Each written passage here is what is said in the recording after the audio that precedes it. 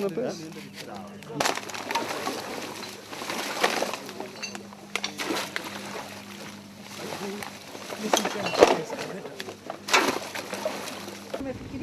Tumeona majuzi kwamba River Nakuru imesweep a lot of, baada ya hizi mvua nyingi kunyesha na zinazoendelea kunyesha, River Nakuru ambayo ndio main feeder ya Lake Nakuru na ambayo ni heritage ya Nakuru imejaa plastic bottles.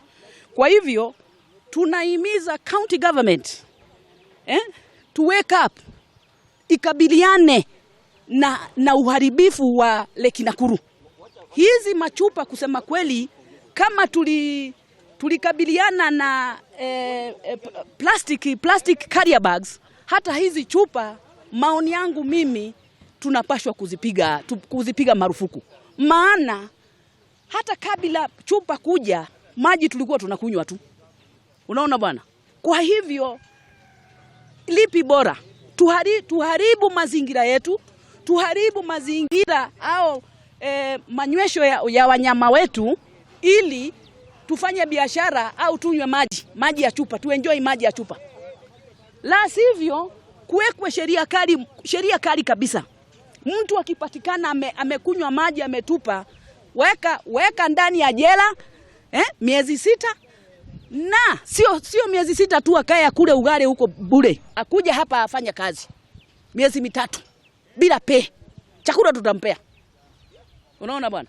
Lazima tuwe sisi ni binadamu. Lazima we must live up to realities. Hatuwezi kukubali hizi plastiki zinaharibu kila mahali, zinaharibu baharini, zinaharibu mito yetu. Hatuwezi kuendelea kukubali. Lazima tujisaidie sisi wenyewe. Like you're aware, this is one of the perennial rivers flowing into Lake Nakuru. It's one of the 5 inlets.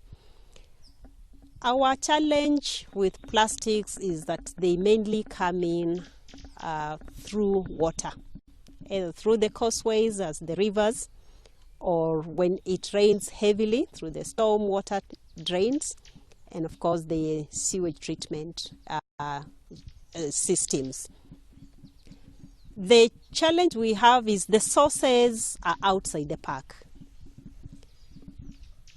Little of it do we find inside the park with the visitors. The challenge we have is that the source is outside our control, from the centers surrounding the park, the urban setup, and the users from outside. You can see from the findings the companies associated with the production of these plastics.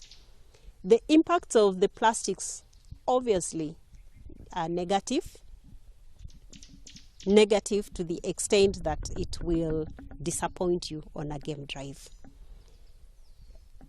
Impacts to the animals, worse. Much as the animals may not consume the plastics, we have seen animals that have been entangled by plastics and therefore restricted in their growth in nature, in their lives. And of course, a sight of an animal in a plastic is not what you would want to encounter when you are on a game drive in a national park. A national park is a protected area, a sanctuary for the wild animals where they're supposed to enjoy and be at their premium conditions. In the recent past, last month, my encounter with the quantity of plastics was to the tune of 4 lorries of 7 tons each.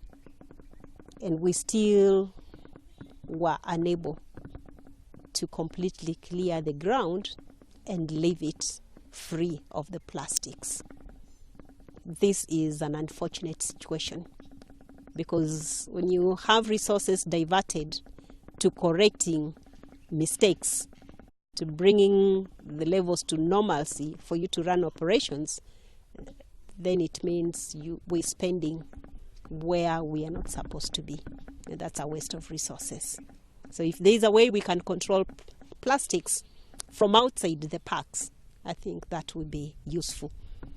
You can see the difference between the river inside the park and the river outside.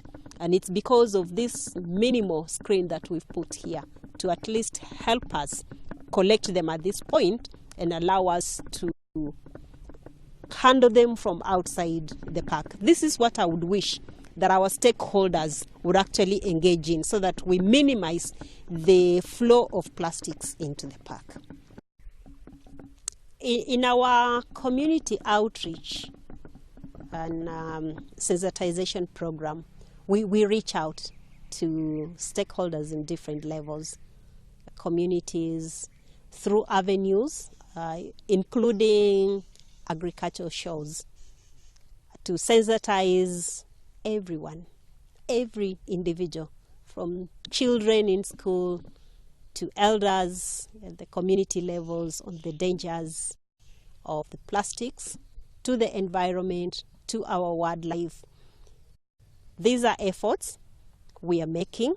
We plead that many more people join us in reaching out to the public, because if we do so, we're able to restrict the flow of these destructive items into our protected area.